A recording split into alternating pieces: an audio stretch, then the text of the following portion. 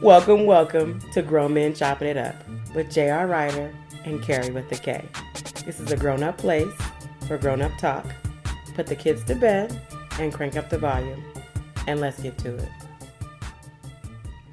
Today's episode is brought to you by none other than Big Dick Energy.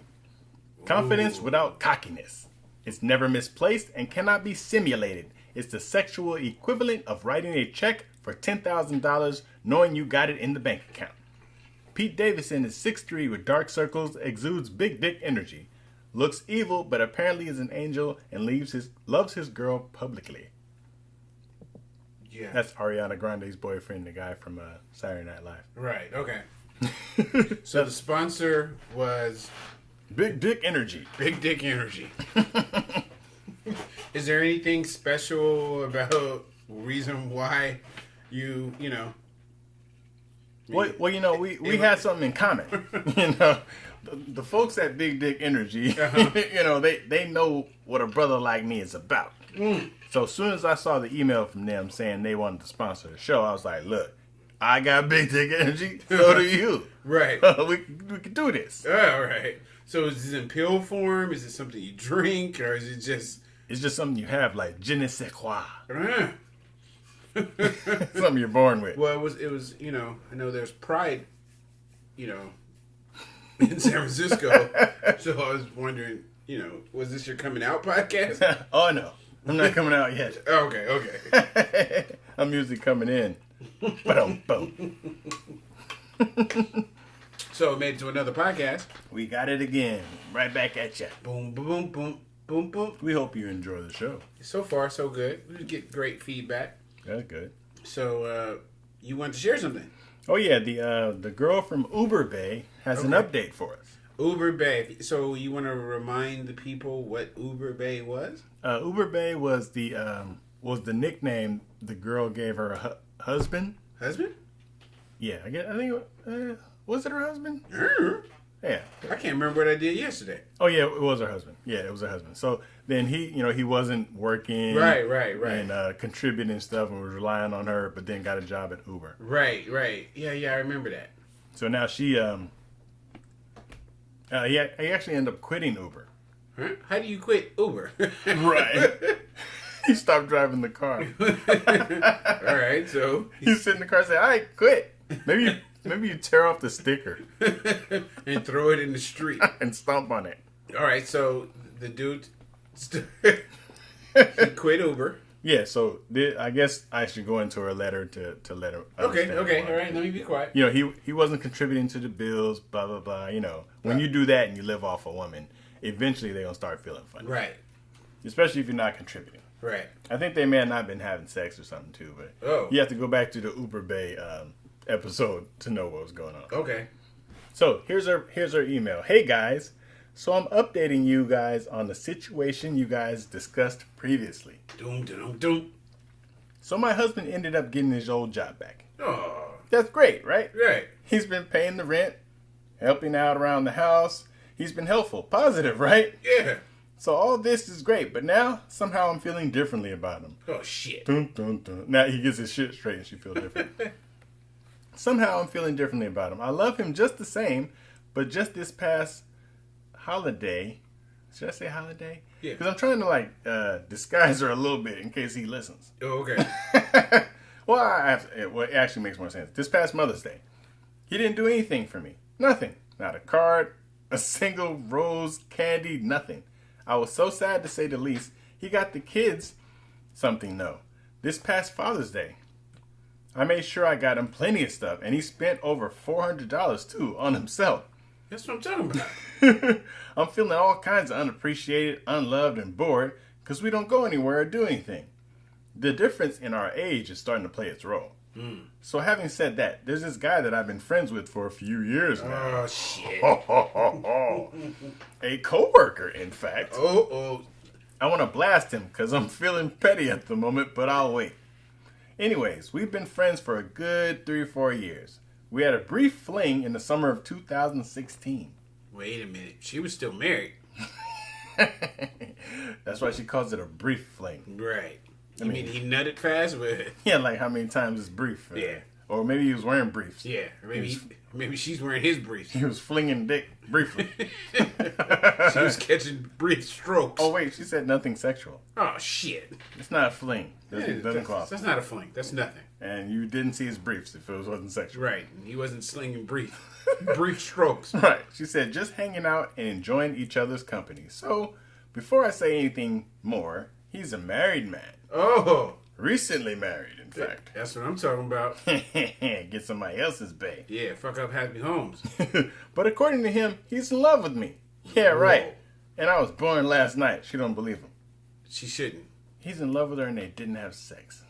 Yeah, and impossible. And that's where people use the word love way too loosely. Right. Maybe he really likes her. He's probably infatuated. And when you don't give guys the coochie, that makes him like you more. Right. But the only problem is that when he gets it, and it's not everything that he lived up to be, then it falls just as fast as it went in. But hey, that's another subject. And he probably just needs some chocolate.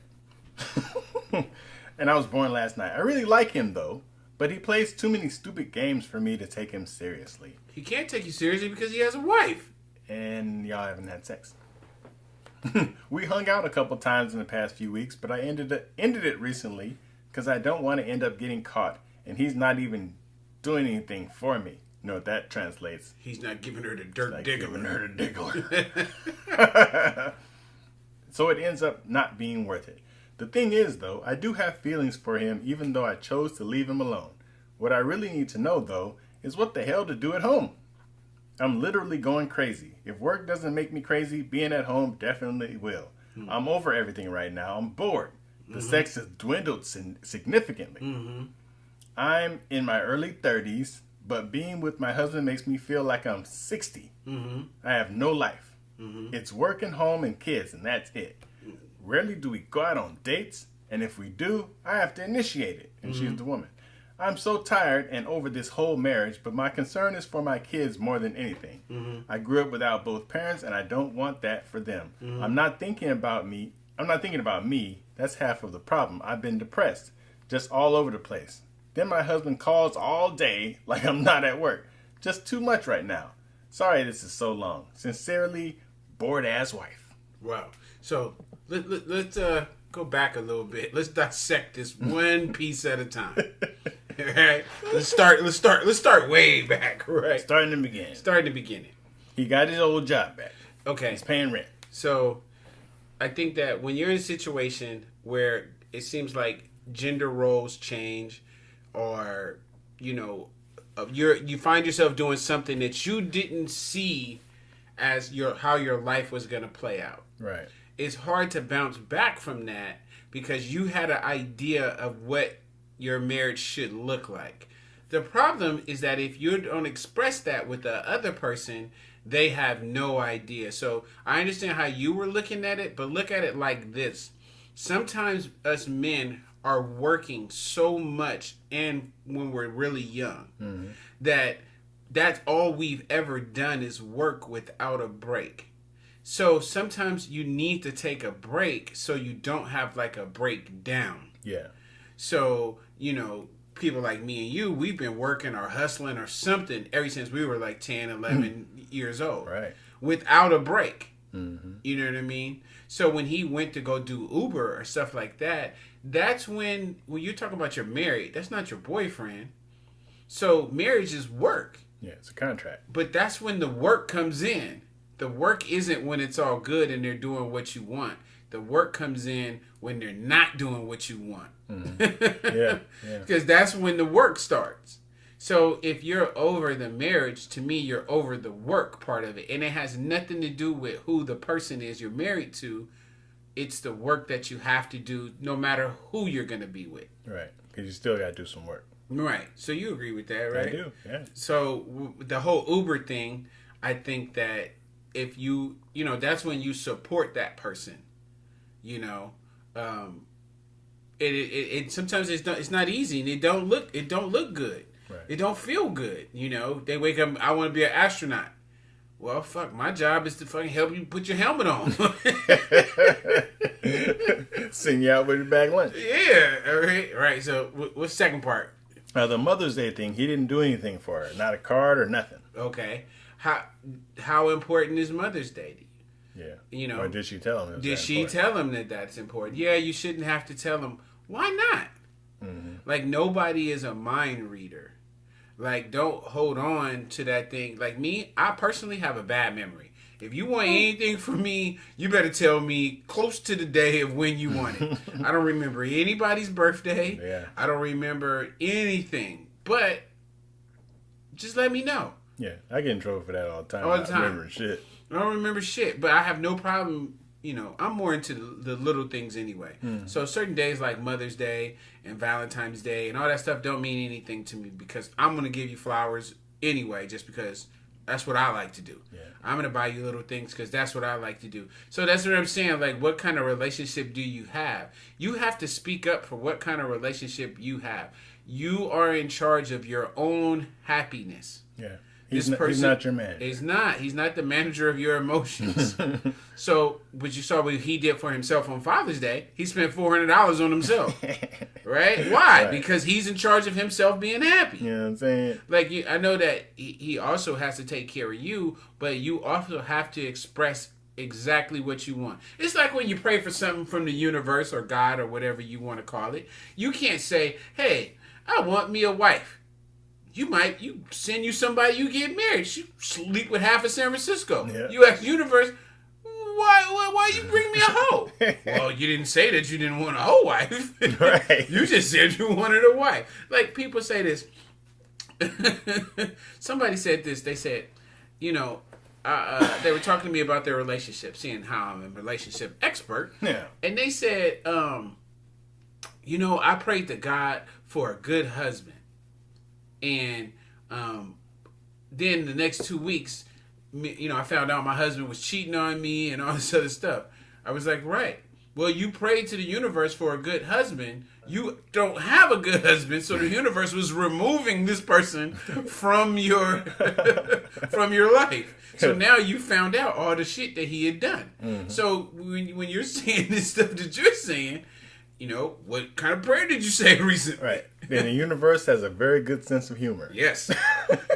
You can have whatever you want in this universe, but you also have to be specific. Yeah. And in your situation, you know, a lot of people get lazy and they start to stop dressing nice, start doing their hair, start, you know, all these different things. So, and they have to be tuned up, you know, and maybe you could start having a tune-up kind of conversation with this person. Write it down. Make a love contract. You know, I'm really big on love contracts. Yeah.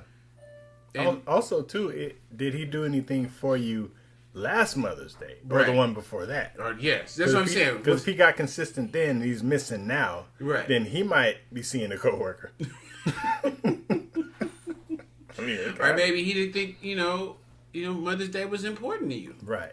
So I mean, those are kind of questions that you got to ask. We don't know. You can write us in and tell us those kind of things. But I think more than anything, you have to start to take control of your situation. What else? What else we got in there? The guy she's been friends with for a few years now that she's seen. Okay, so now let's dig into this. And he's married recently. Right. So you're saying that you got feelings for him. He's saying that he loves you. All those things are just red flags. If this person has love for you, knowing your situation, but what is the answer to the situation? Right. Is he saying that because you guys both are going to leave who you with and destroy each other's lives? Right. Or, you know, or is it just an infatuation? Honestly, I'm going to give you my real advice, right? You guys need to have sex. So you know if you really like him. There you go. Because once you guys have sex, I'm going to tell you what's going to happen. As he nuts, all that love for you is going to come out. And then there won't be no more love, and you won't have to worry about this anymore. You won't have to worry about him bothering you anymore. He won't bother you anymore. So I'm trying to help you with a shortcut. See? To save you a bunch of aggravation. Everything looks good. That's why they have, you know, when you want to buy pizza, they show you a commercial of a beautiful pizza. Oh, yeah. That's never the one you get. Then you go get it and you open it. It's like, this looks like shit. Yeah, the salami's dry. So instead of saying he had love for you, he should have said he had nut for you. Or lust. Yeah, that too, lust. They got it confused. Right.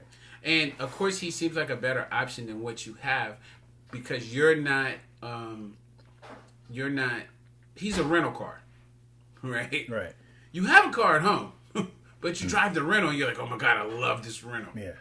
But it's because you could take it back. It's not yours. Yeah, he's that new toy on the shelf. He's the new toy. He's shiny. He's that new Buzz Lightyear. So just fix the toy that you got. You already got it. Fix it. What else we got? Let's see. They've been hanging out. Which you think they should stop hanging out? No, that's cheating. Anything you do that the other person you're with don't know about is considered cheating. Is it now? Like if you're watching like a series on Netflix and you watch it without her, that's cheating. That's cheating. Yeah, that's what it is. I know. Or anything that you do that they wouldn't approve of. So now by her being bored and the sex dwindling significantly, whose fault is that? Well, that's it. Can you say that? Can she say that she's done everything to spice it up? Right. I don't know one man on the planet that comes home and is going to turn down a woman in lingerie on her knees. I haven't seen it yet. At the front door. I mean, maybe it happens. But I'm saying you got to take those kind of extreme measures because when you mess with a single dude, that's what he's going to expect. Yeah. So don't think you're just going to be able to go just as boring as you is at home with him. This is what it's going to be with the next person after a while too. But what can you do to spice it up? Right. That's very true. And also I know that if you're over a relationship at home, you put yourselves in a situation where none of that stuff turns you on anyway. Right. Because I know for me in my last relationship, I kind of stayed away from her. Nothing she did could have helped me at all. I was like, I'm over you, so I'm not even going to sleep in the same room as you. I'm not going to kiss you and be affectionate. And they feel that. They feel that energy. But you were over doing the work. Yeah, I was done with that. You were done with that. But like as you get older and you learn more and then you realize like, hey, if I want this to work, there's work that I got to do. Mm-hmm. And I think that's the key ingredient that's missing from both parties. He needs to do work too. There's a bunch of stuff that he needs to do. What is his homeboys telling him? Who did he hang out with? Yeah. You know what I mean? Like, it's a bigger, you have a bigger issue than what's on the surface. But I would put in the work and then see what the response is. Give him head 5 days in a row. Right. As an experiment. As an experiment. And see if things don't turn around. Mm-hmm. You know what I mean? Go do something that's above and beyond what you normally would do to see if that sparks the other person. Right. And if it doesn't, you can walk away from the situation and be like, okay. You try it. And as far as like staying for the kids or whatever, you could do just as much damage staying for kids, leaving kids, as you can staying. That's very true. Kids are sponges. So kids are sponges. And so they will pick up the behavior of you guys not being intimate. They'll pick up the behavior of you not being loving. And then they will transfer that to them. And that's what they'll think a relationship is supposed to look like. Yeah. I never seen my mom and daddy hug. I never seen my mom and dad kiss. And then you end up having these girls that don't know how to express love. Right.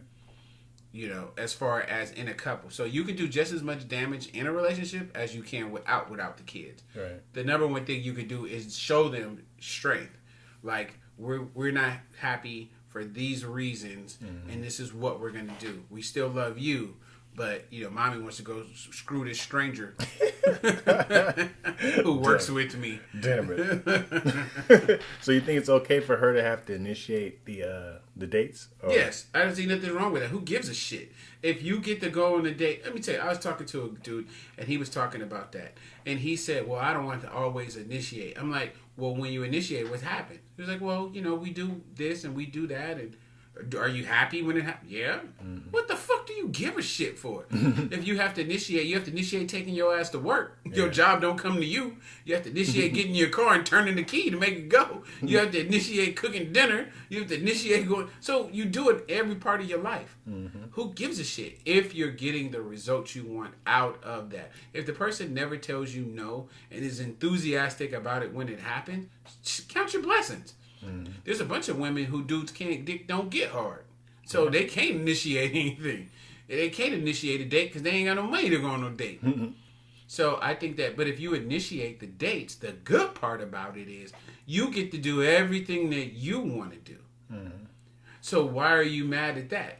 You should be happy about that. If you want to go see a movie, put him in the car and go see the movie. Right. You know what I mean? If he doesn't complain. Now, the problem is if the person doesn't want to do the stuff you're initiating. Right. Then you have a problem. Yeah. But if he goes along with whatever it is that you want to initiate, who gives a shit who does it? Yeah. Like, be an adult. It's your relationship. Take control of it. Mm-hmm. At least get what you want out of the relationship, and then at least that way, at the end of the day, you're happy. Yeah. You know what I mean? Like, some dudes are just not good at planning shit. Well, most dudes aren't good at planning shit. Or me, I love to plan everything. Yeah, me too. But that's not every dude. So, I mean, I don't know. And lastly, I guess her being depressed. What can she do to help on her? I think depression? about depression and stuff like that, I hear that so much from people, especially black people nowadays. But the number one thing you need to do, to me, is I've almost got depressed one time, and there's family members that suffer from depression, and I never understood it. Right? You could give everything to a person, and then they're depressed, and I'm like, why you be depressed? There's no shit to be depressed about. So I didn't understand it. One day I was driving to work, and I just got the darkest thought ever. It felt like a cloud just went over my head, and I just started feeling sad. I started thinking about, my dad died. Growing up, my mom on drugs, and I didn't have this, and I wish I could have did this for my... And it was just like an avalanche, right? Yeah. But I was able to self-check myself. So I stopped, and I'm driving, and I mentally stopped, and I was like, wait a minute. Dude, you got a roof over your head. You got clothes. You got shoes. You doing da-da-da-da. Growing up, you didn't want to be nothing. You got a career. I started reaffirming all the great stuff I had in my life. Yeah. Like, I'm not finna let this shit make me sad. Like, but that was a personal choice of fighting through it. A lot of people can't do that. So the number one thing I said, start working on you. Yeah. You know what? Go to the gym. If you focus on getting your body right. Yeah. Get your money right. Focus on saving. Focus on this. Open up a business. Like, do a bunch of stuff that's positive that takes your mind off the things that you feel that are negative. Yeah. So counteract your make more positives than you have negatives. And if that doesn't work, then just screw the guy that you have that you've been wanting to... Screw the coworker. Yeah, just screw the coworker until you feel better. The more times you do them, maybe you'll feel better. Right. Just pass the pussy. Like they used to say. She says her husband calls all day like she's not at work. Right, because that's insecurity. Guys, we know when we're not doing what we're supposed to do. We know when we're fucking up. We know we're fucking up. But here go the flip side of it. Well, what's the fix of this? It's a conversation, a grown-up conversation. And that's where I say we go back to the love contracts. And a love contract is you sit down and you guys come up with these things because there's certain things that you want. For instance, you would say, and a part of my love contract, if you want to be with me, is I want you to initiate a date night on Wednesday nights. Once a week, I want to go out on Wednesday nights. And you write that down, and I want my booty ate on Tuesdays. Right. You write all this stuff down that you want. He writes down what he wants. You guys agree to it. You sign it. And after a couple months, you sit down and review it. And if it's not going the way that you want, that's all the answer you need if you need to stay in this situation. Because if a person doesn't want to fix what's wrong, then you're wasting your time. Right. See?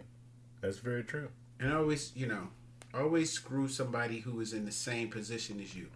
Equally yoked. Right. If you're going to cheat with somebody who's also married. Don't look at nobody who's not married. Because a single person trying to mess up your marriage. Right. but also by him calling her all day, he might be just checking to see where she is because he's cheating. He keeping tabs on you. Hey, no. Guys don't cheat. Impossible. Yeah, it's just women. That'll never happen. Guy would never do that. Yeah, just find things that you like to do on your own too, because then it'll help you out as far as your boredom goes. Yeah, there's so much stuff to do. I mean, we live in an area where I don't know if you live close to us, but I was just thinking about our area. There's people come from all over the world to experience some of the stuff that we have that's free. Yeah. You know what I mean? So yeah, it's more about finding yourself. Happiness is a individual thing. Yeah. Nobody can make you happy, but people can make you mad. This motherfucker cut me off the other day, and that made me mad. That's ridiculous. Yeah. So I don't know about the whole make you happy thing, but Yeah. definitely the whole make you mad thing. Yeah, but definitely write in and give us an update if you have any more updates with it. Yeah. We're always willing to help. Yeah. Well, I think we helped her today. Mm-hmm. I'm with it. All right. My next topic is, I was just thinking about, like, when you're dating or getting to know somebody, there's a lot of stuff that we miss on asking the person. Like, some people don't know what the right things to ask or the wrong thing to ask or what to even ask altogether. So I just got a couple things that, dudes need to ask. Damn it. One of the first things you need to find out when you're dating somebody is how touchy she is about her hair. Whoa. I think the number one thing that you might make a comment where you're watching a show and lady comes on with an ugly wig and you're like, oh my God, I hate wigs. And that's all she wears. She'll remember that forever. See? Or if you try to give her an idea, you're like, oh, I just seen Gabrielle Union and her hair looks like this. She's never wearing her hairstyle. Right. So don't even do it. Women are so touchy about her hair. So you might want to ask a couple questions to kind of see where she is with her hair. Mm-hmm. If she's wearing weaves, it might be because she has that, where the edges fall off. Or alopecia. Yeah, alopecia. It might be all these different kind of things and you don't know. So that's what I'm saying. Save yourself a lot of grief by just asking what's going on with her hair. Mm-hmm. She might start rocking a natural afro and you're like, oh my God, you look like my basketball coach. But there could be a reason, Angela Davis. Black Power. Second thing, ask her if she's adventurous. A lot of times I see people, or they talk to me and they say, man, I try to take her to go do skydiving and she didn't want to do it. Like, you need to have these kind of conversations beforehand, because you might find out that she's very adventurous and there's some things that you wanted to do that now you can. So you never thought that she would want to go dirtbag riding. So you always go with your boys, but she's always wanted to go. Right. You know what I mean? Like, stop asking the little basic, what you doing? You want to go eat? No, get into some real shit. This stuff right here is going to get you a wife. Yeah. You might find out she want to go snowshoeing across Tahoe. Whoa. You never know. Yeah. A lot of women want to do. Okay, is she spontaneous? You can't just pick her up from work and drive her to Reno. You gotta ask first. Yeah, ask what kind of stuff that she likes. Actually, if she's spontaneous, what's the most spontaneous thing that she's ever done? Right. That'll give you some ideas. So that's how you can take your dating to the next level, because you're going to be asking and doing stuff that no dude ever thought of doing. See. But first, check to see what the spontaneous meter is. She's never left her neighborhood. You might be able to take her to the Dairy Queen and she think you're the best dude ever. I'm not used to this. Now, this is something I think a lot of people miss. Can she make decisions without family pressuring her? Uh-oh. Now, a lot of people base all their decisions on what family or people think. Mm-hmm. You need to know that before you buy into being with this person, because somebody else can influence her from her family that has nothing to do with you. Mm-hmm. You need to know who's in charge of this situation. Right. If she's spiritual, right? And that's not just religious. That's right. Spiritual. You might have no spirituality whatsoever. And, say something jokingly that offends her down to her core. Mm-hmm. Why not just ask? Everybody's going to, have that one saying where they say, I'm religious, but spiritual, not religious, or whatever. That's fine. But at least you know from there what you're signing up for. Yeah. Is she going to be mad when you tell her that Jesus joke?